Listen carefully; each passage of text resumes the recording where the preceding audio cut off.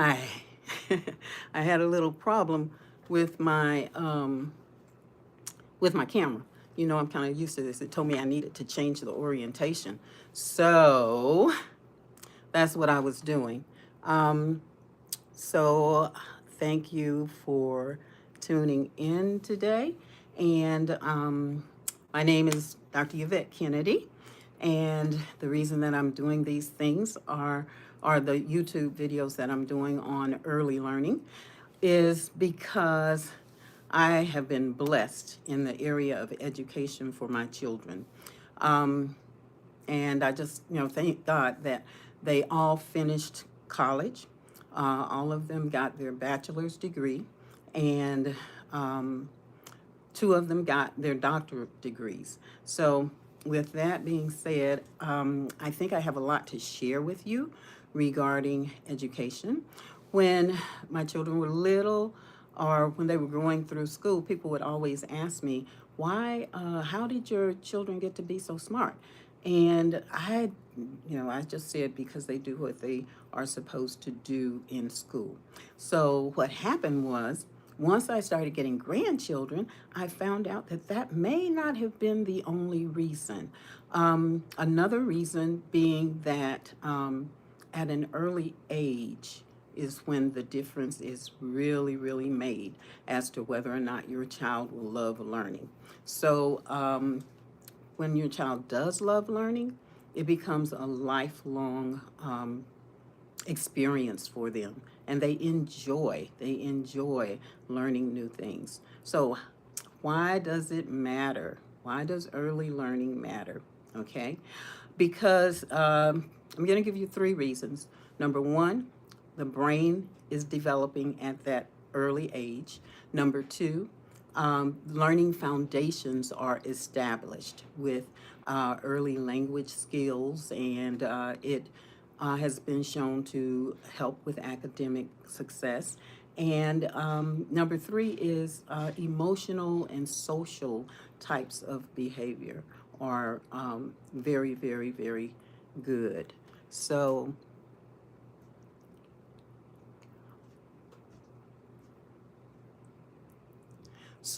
with that, those are the three things, and I'm going to expound upon them a little bit for you because you have the key.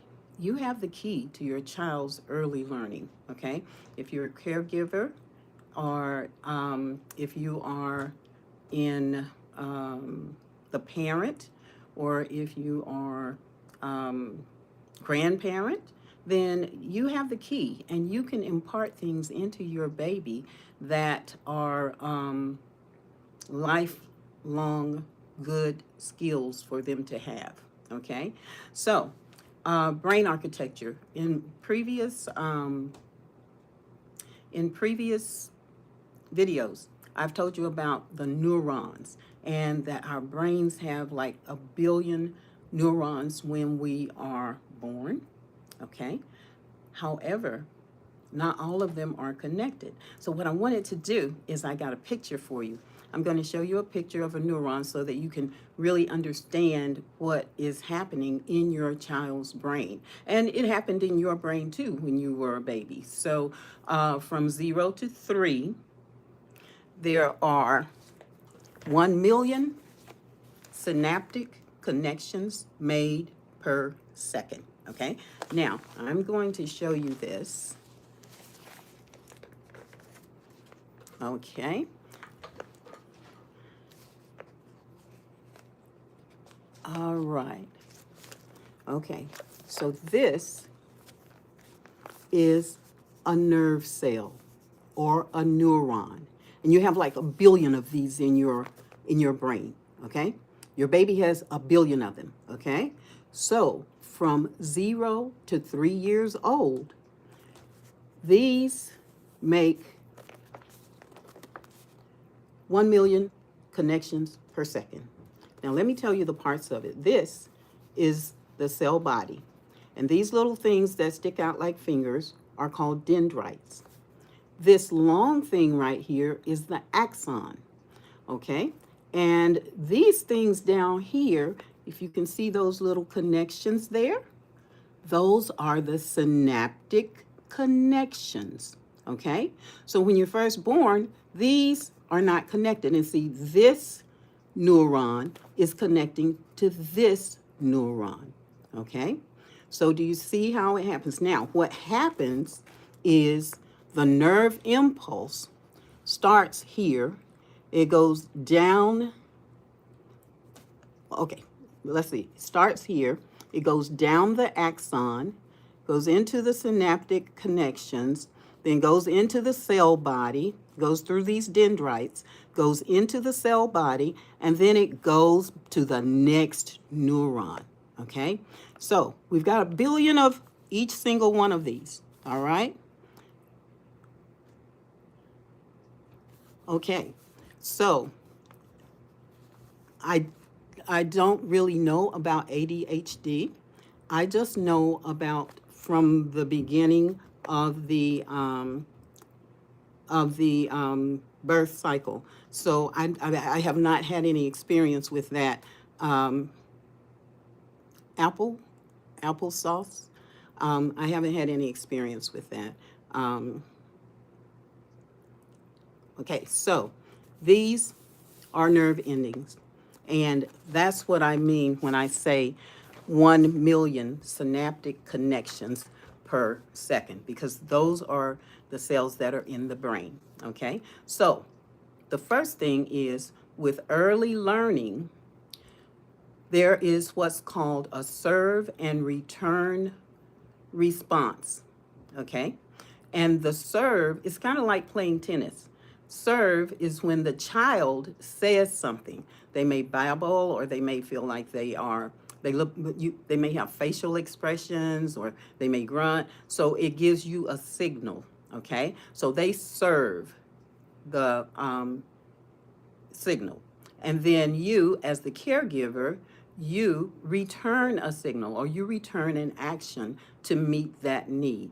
So when that happens, those connections, those synaptic connections occur, and the more that they occur, the more stronger the relationship is, and they memorize those particular things that are repeated over and over and over again. Okay? It also helps with their emotional skills as well. Okay? Now, early learning also is the learning foundation, because it helps with their early language skills. It teaches them how to talk when you're talking to your child. And it's very, very, very important that you communicate with them with languages, because it is how they learn to talk, how they learn to know what different things are. Okay? And then it's been proven that the early language skills, like learning their ABCs, learning to say sounds, early language skills increase or lead to school readiness, and school readiness leads to academic success. Okay, so that's number two. It gives you your learning foundation. Okay, and then it provides secure attachments. Okay, and that means that it gives a positive parent-child interaction, which will lead to secure attachment, which leads to emotional regulation. Your child learns how to control their emotions, how to know when something is good or not, because you are teaching them at an early age. Okay? And it also allows their natural curiosity about things. So when you have a young child, it's very, very, very important that you have prepared a good learning environment for that child. Okay? It has to be a space where there are nothing can hurt them. Okay? So, like with electrical plugs, you put the little plug-ins in with the corners, sharp corners of furniture. There are furniture guards that you can put on that will help to prevent them from, getting a fall and hurting themselves on a sharp edge. And there are the little locks that you can get for your cabinets that will actually, they actually keep them from opening the doors and going under the cabinet where some dangerous things may be kept. So those are those are physical ways that you make their environment safe. Now, I also wanted to just review some of the things that I have in my, for my 0 to 6, 10-month-old children, grandchildren, okay? And these are things that I use for them in everyday settings, okay?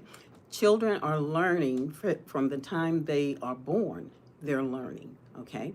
So with that, you want to just present things that are educational to them, and that they can explore and find out, because this is their detective, like analytical type skills that they acquire when they have things that they can actually play with and explore and figure out cause and effect of things.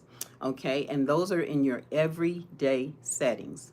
Also, you want to have culturally relevant materials. Pictures of things, of people that look like them, okay? Pictures of traditions that you have in your culture or in your home. So those things also help the child to feel very comfortable, and they are a welcoming part of the environment, okay? Um, with the parent and child interaction, that is what really helps to develop the love of learning, okay? And that interaction is very, very, very important, that it's positive interaction. When the child does something or attempts to do something, that child should be congratulated. You should make a big deal out of it so that they'll know it's good, okay? You should be very patient when the child is doing something, and not just rush to get through the activity that you're doing with the child. And also, you need to, well, for me, this is what I did. And it worked for my children, and it has worked for my grandchildren. So I want to share it with you, and maybe it will work for your children too, okay? So these are things that are baseline things, why early learning matters. The child also, I read some research that stated that 90% of the child's development occurs by the time they're, or before age 5. So that makes sense, because those first 0 to 3 years, they're making 1 million connections in their nerve cells per second. So before 5, 90% of the brain development is done. So you have a part in shaping how their brain is going to work and how it's going to interact with things. Okay, so I'm going to just go over some things that I have in my learning environment. Then I'm going to go over some things that you can do, and then that's going to be what we do for this video.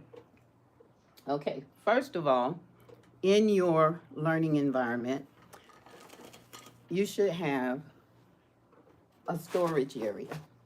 Now, this is my little bin. It's a book bin, and you can get it from Amazon. And in here, I store my puzzles, and I actually have it on the floor, but I have it up here so that I can show it for you. So I have my puzzles, and the child can crawl over here and get the puzzle that they want. And this this is my favorite puzzle. I've had it for 10 years. My oldest grandchild is 10. Oh, and by the way, I told you about my children's educational success, but I have never told you anything about my grandchildren. Two of my grandchildren were skipped a grade because they were so smart. One of my grandchildren, um, who is a 6 year old, he just started first grade. And when they did the testing for him, he tested as a second grader in his academic knowledge. And and I have one 4 year old who reads on a second grade level. She does second grade workbooks. I have another 4 year old who was in the top 90. She started K4 this year, and she was in the top 90 percentile of her class, which put her, she's in K4, but it put her, I think it was on a first grade level or late K5 level. So and I have a 3 year old who knows, he can read. He reads books. He reads books. So that's just a little bit to let you know. And all of those are the children that I have worked with. I had the pleasure and honor of being here with them to help shape their lives. So this has worked for me through 2 generations, okay? So you got to have a storage area. This is a very good puzzle. If you can find one like this, you can't find this exact one. I've looked for it, but there is one on Amazon that's very similar to it that has some of the same colors as the alphabets. Now, you say, how did I keep this for 10 years? This is how I did it. I'm very frugal, and when I find something that I like, I try to keep up with it. So I keep it in repurposed coconut oil jars, okay? These are clear jars. It's very important that your storage containers are clear so that when the child goes to it, they can see in it and see what's there. Now, this is as they get older, but that's how I store all my puzzle pieces and small parts. So, and then I label them just with a piece of paper and a marker, label them what's in there. Also, it helps with cleanup. It helps your child become responsible. And of course, if you've got a 2 month old, 3 month old, you won't be using these just yet, okay? You won't be using these just yet, but 6 months old, when they can sit up, then you'll start using and doing these things. And the way that you do those things with them is you gently guide them, okay? So, storage, clear containers, and you can use repurpose. Now, this is plastic. This is not glass. It's plastic. Very safe.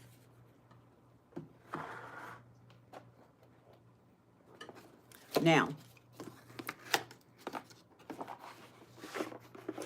you can start using these things as early as you want. When babies are born, they do not have color vision, but they do see shades of gray, and things that are very highly contrasted, they can see the outlines of it.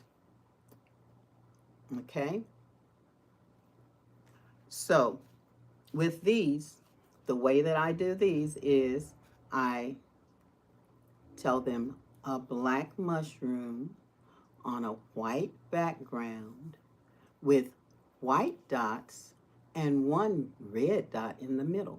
And I may even go even further and say, oh, there are 4 white dots. 1, 2, 3, 4. And 1 red dot. And then I flip it over, and my 10-month-old now, he really anticipates that flip over, and he just laughs when I do it. And then I'll say, this is a white mushroom on a black background with 1, 2, 3, 4, black dots and 1 red dot. And there are 12 of these cards.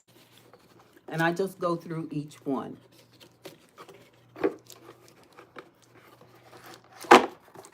And this is, you can see that.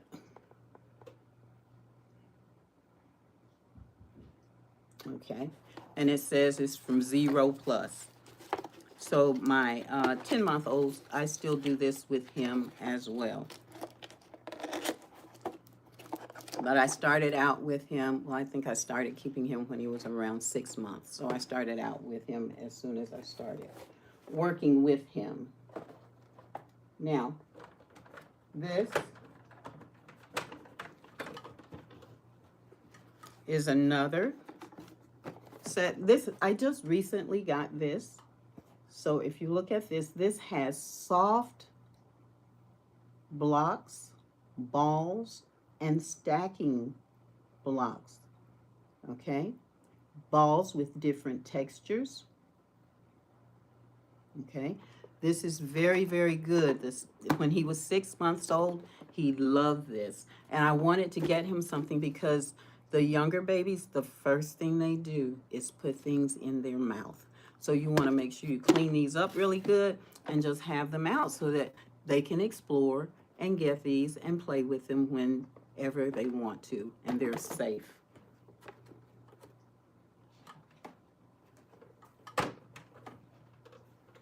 This is a picture of one of the little balls that has the different textures on it. This is a picture of one of the stacking toys. And it's really neat because he's learning to do this now. He'll take it. I showed him how. First, you know, I showed him how. And then he took it apart and he was trying all kinds of ways to put it on. But you just observe him and let them do what they can do. And then eventually they'll get it.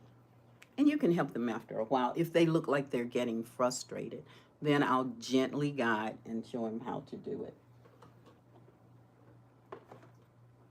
This one, he just throws these around right now.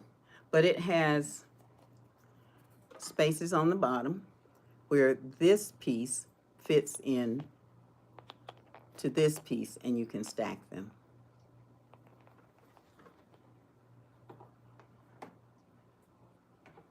And then those are the 3 different toys that you can use with that. This is just a random ball that we had, and he loves it. He'll throw the ball to me. He's learning. He throws the ball to Gigi, and he's 10 months, but he's been doing this since he was about 6 months. Okay, and he just started with this. He found it, and boy, he loves to hear them pop. So eventually, I will start going over the numbers with him. And this has numbers from 1 to 100. But they love these little popping machines. He just laughed when he did that. Okay. And then this, you do need to read to them. And this was just one book that I had showed you the last time as well, Brown Bear, Brown Bear. And he's turning the pages now. It's really good because you see their progress that they make. And he's pointing to them. So it's, if you are consistent with your child and you do it every day, eventually you're going to see the results. If you have a positive attitude with them, they will learn and they'll enjoy it because you are complimenting them when they get something right, like, yay! And that is positive reinforcement for them, okay? So now, when we do something like with one of the puzzles, when we do a puzzle, and he puts it in and he slides it to the right place, he says, and I'm like, so it is too cute, too cute. So that those are some things that I wanted to show you. He also, let's see, reading. Okay, there was one other thing.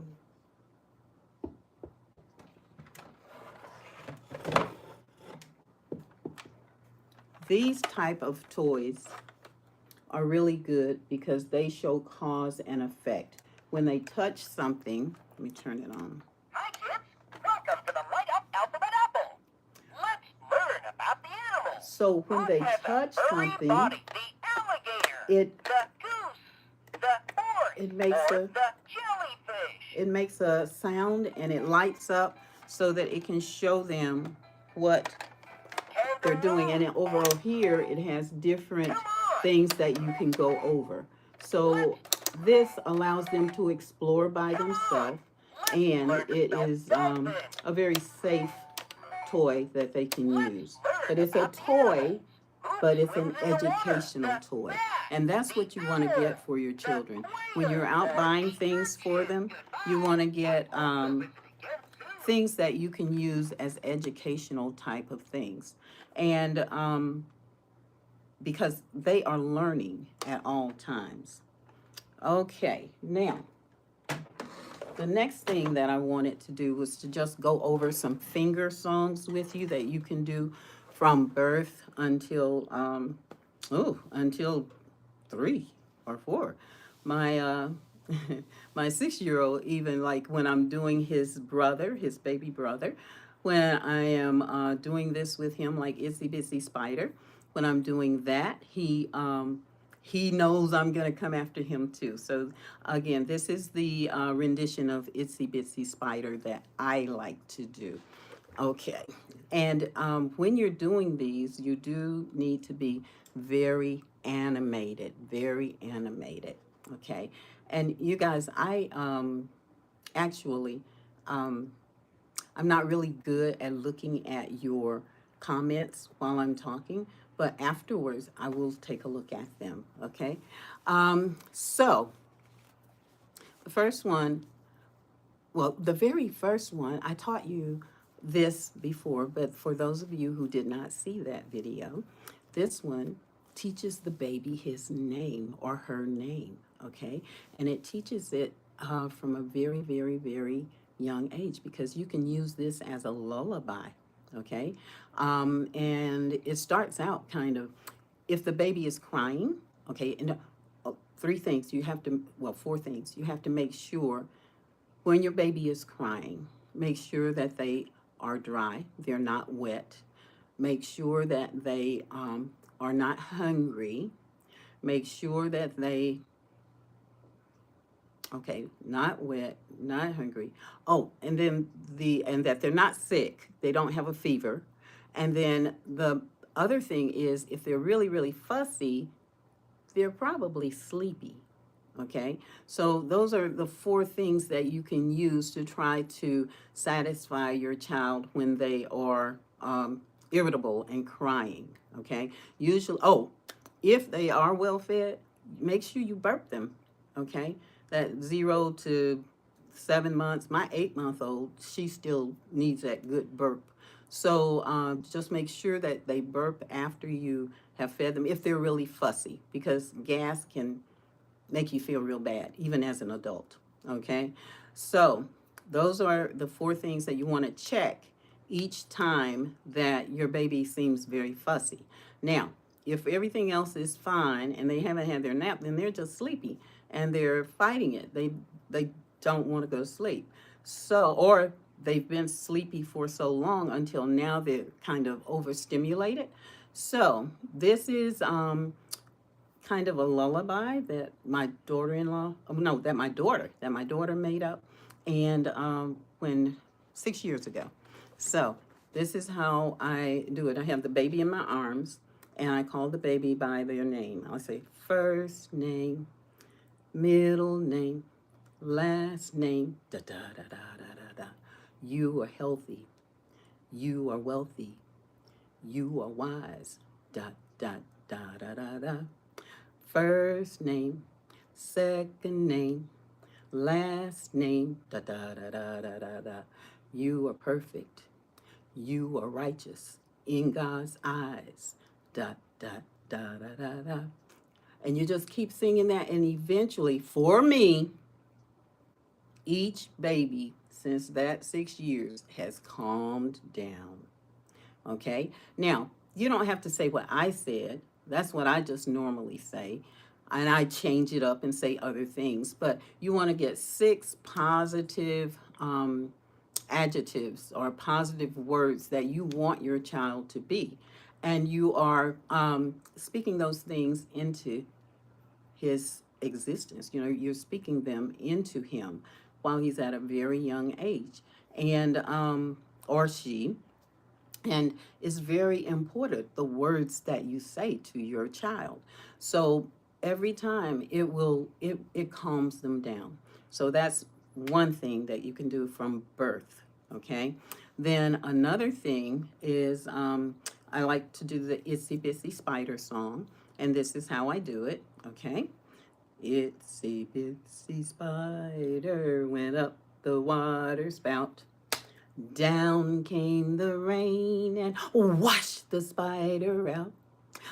Out came the sun and dried up all the rain. And the itsy bitsy spider went up the spout again.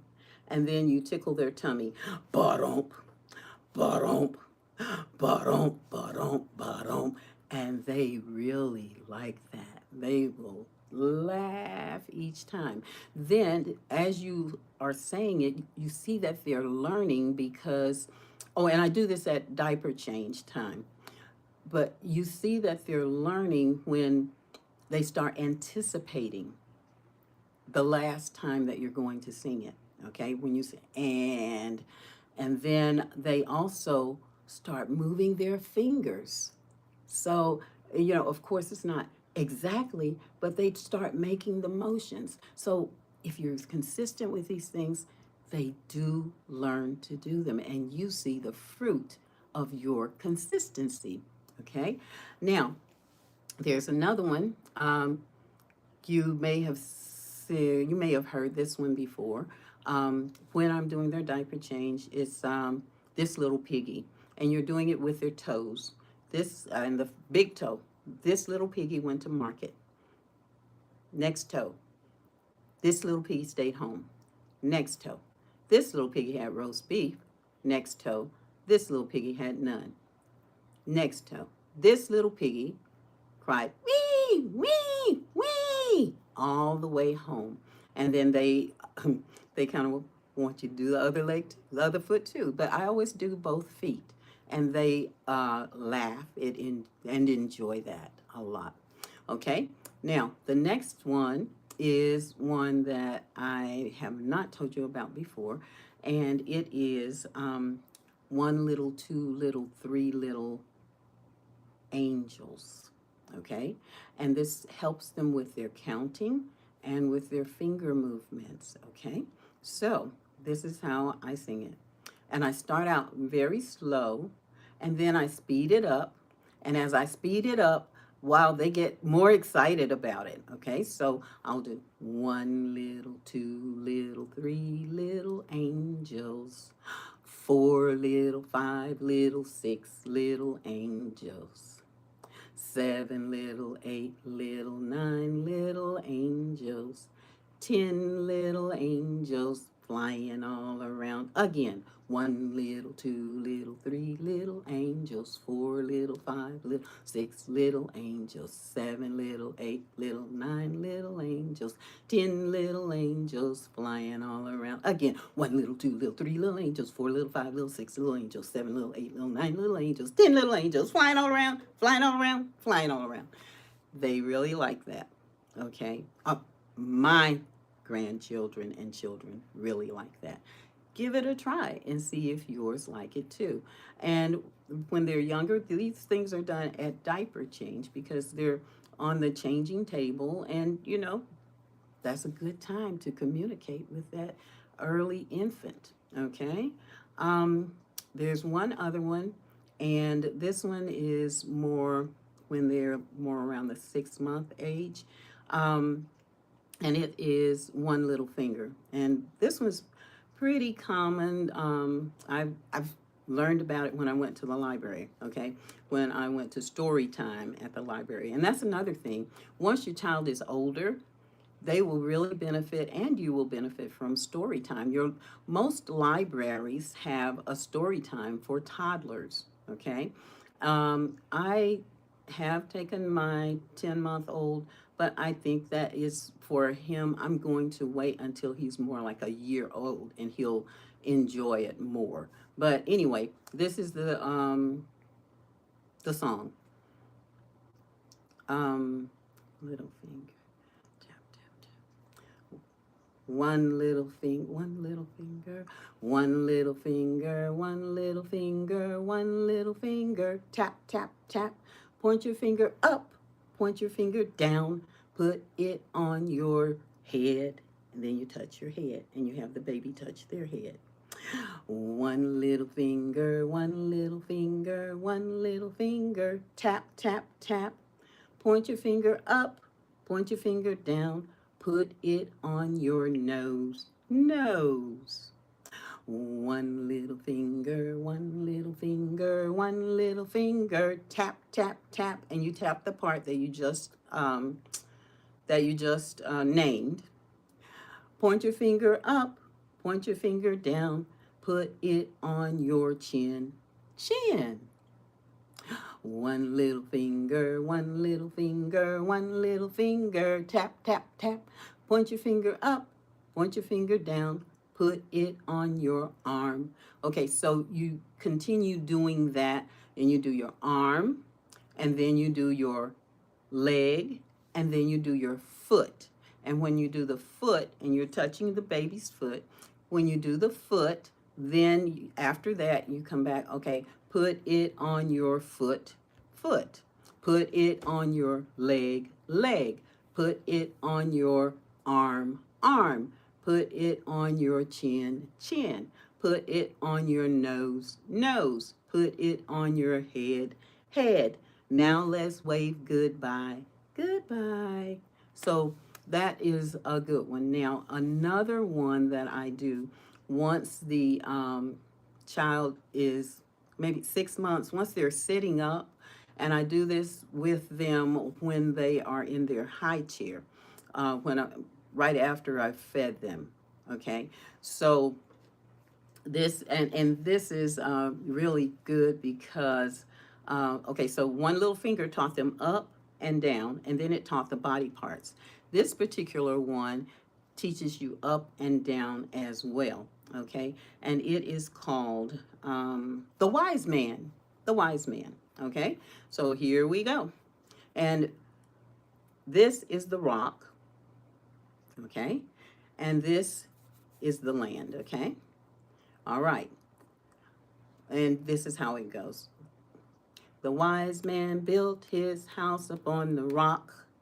The wise man built his house upon the rock. The rains came down and the floods came up. The rains came down and the floods came up. The rains came down and the floods came up. And the house on the rock stood firm. Then the next one, and so I'll tell the child, I say, this is the rock. Can you show me the rock?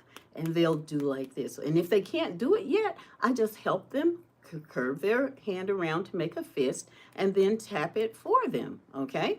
Then the next one is the sand. And I'll tell them, okay, now show me the sand. And the sand is like this, okay?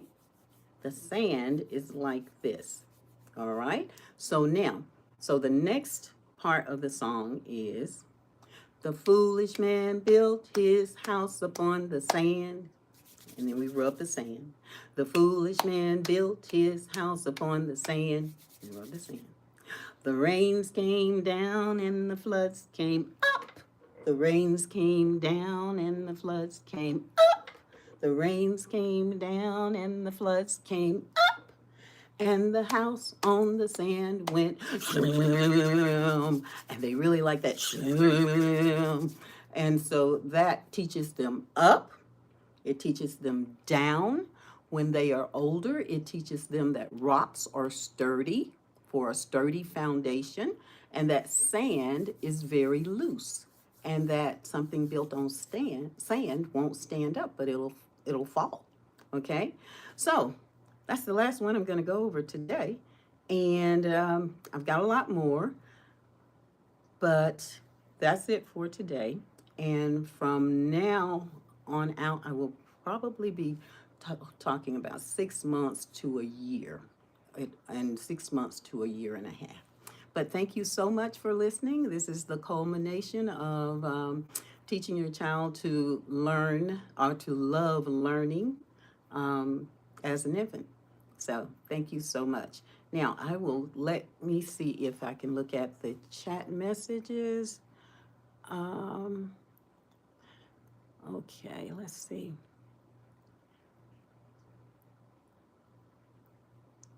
Hi, Heiter. Thank you for tuning in from Brazil. Okay. And apples and fries, thank you from tuning in from Germany.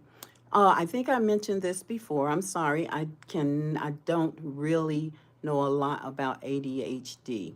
Okay. Um, oops. Let's see. Asthma. You said, what does asthma mean?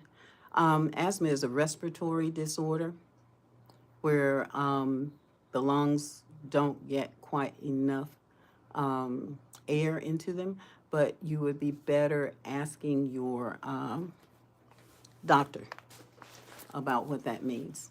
Okay. Let's see.